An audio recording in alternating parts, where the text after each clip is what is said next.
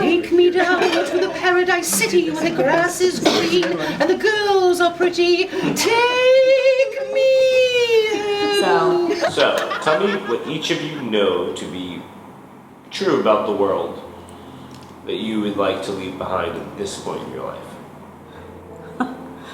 We jump from something very specific in the law that we can talk about very like easily very broad. to the That's broadest, what it is. most esoteric. That's what this is.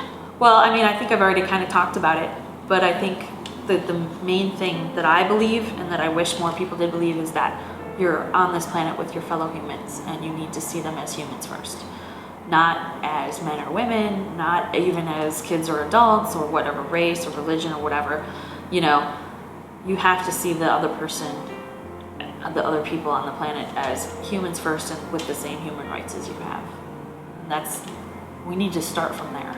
And I think some people don't even think of it at all. So that's what I would leave behind. Humans first, woo! Yeah. Freedom is what I consider to have choices. And nothing is more precious than that.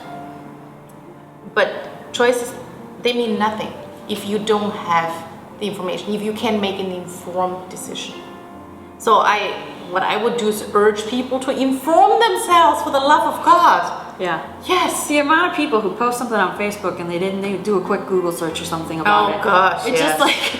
just very simple things. Like it's not that hard to just even look on Wikipedia, which is not a good especially source. nowadays, it's so easy to get to information. It's no longer, you can just, on your smartphone, get all access to all kinds of information. You don't even have to step out of your house. Back in the days, people have to go to libraries to look up The things. libraries of the world are available at your fingertips. I know. And so, Is social networking bringing us closer together, driving us apart? What do you think? Both. I had a friend I hadn't seen in 15 years or something, and he came to town, and we were kind of like, well, we're Twitter friends. We're already caught up. We're good. I know what's going on in your life. You know what's going on in mine. But in some ways, if that's the only contact you have, that might not be enough, and that might drive people apart. Also, all people's secret opinions that you didn't really have to hear about seem to come out. Like, you're like, oh, so-and-so from high school's a racist. Good to know. I don't think it necessarily brings people more together or separates them more, because I do also believe for your online presence or your social media presence, people build up their own personality as they would for face-to-face interaction. However, it is more generalized because your audience is broader, and you have like a one-shot, deal. And the face-to-face thing is you can adapt to each person you meet. Mm-hmm. So it's that, and it just makes people put on a different face. But sometimes they forget to put the face on. You look at commenting on internet websites, especially local news websites, and you're like, you would never say that to someone's face. Why do you think it's okay to write that out like that? Because it's without any consequences. Yeah, exactly. Lack of accountability. I know. And we don't like personal accountability has shifted Yeah. Yes. greatly. We tend not to feel so responsible for the world we live in. I always used to say that internet communication is advanced think before you speak, because it's so easy to just jot something off and then forget about it, or say something horrible, and you don't think there's another human at the other end of this line. Like we talked with this stupid Miley Cyrus stuff. Like, yeah, she's a public figure. She gets criticism and stuff like that. You think she didn't have a little cry over some of that stuff? I think she probably did. People then all of a sudden, jump to she should die, or I know. Oh my god. I mean, she's a skank. She should die. What? Well, I mean, die in I think you've gone. What? Die in a fire is like an accepted internet phrase. DIAF. I know what that means. Yeah, die in a fire. That's like an acceptable comment on certain message boards on Reddit and stuff like that. People? Yeah, I think people assume that other people think they're joking, but you don't always know what your audience social networking is. has given some people a false sense of power, though. Yes. Like they think, Absolutely. well, look what I've said. Yeah. Mm-hmm.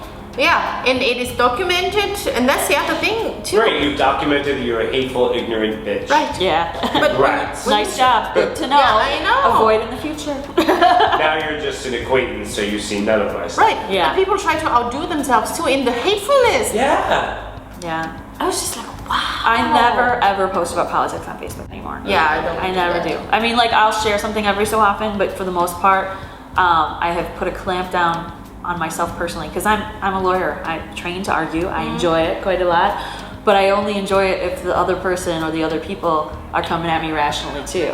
You can't come at me with the Bible quotes or any of that kind of stuff because I don't believe in that, and that doesn't apply to everybody. You can't come at me with this like statistic that you totally made up because you heard it on Fox News or whatever. Like, you better come at me with something real, and nobody does. So I just stopped. I'm just like, no bait, not rising to it, not doing it. Yeah, I can't do that. I rather, I love to talk about politics, but rather face to face, because I need to see this other person. I can't deal with all those disgenuine, like quotation, like Fox News quotes. Really? I don't need that. Well, and if you tell me you listen to, a certain conservative analyst or something, I want to know which one. Because if you're listening to Glenn Beck, then I automatically discount your opinion. Right. But if you're listening to George Will, who is still kind of hateful sometimes, but at least is somewhat rational, then maybe we can talk about He it. is fact-based. Or whatever. Yeah, he does fact-based But analysis. like your shuck jock types or whatever, like if that's where you're getting your information, then we're not going to talk because it's not information, it's propaganda. This is I call it headline society. Oh, totally. We wear buttons. You do not Post the link and don't read the I know, exactly. Don't read the article. Nobody reads further than the headlines, or would say nobody, but a majority of the populace doesn't read further than the headlines, so they don't really inform themselves. And what people can't accept is there is no such thing as an objective truth when it comes to news reporting. No such thing. Everybody has an angle, everybody has a perspective.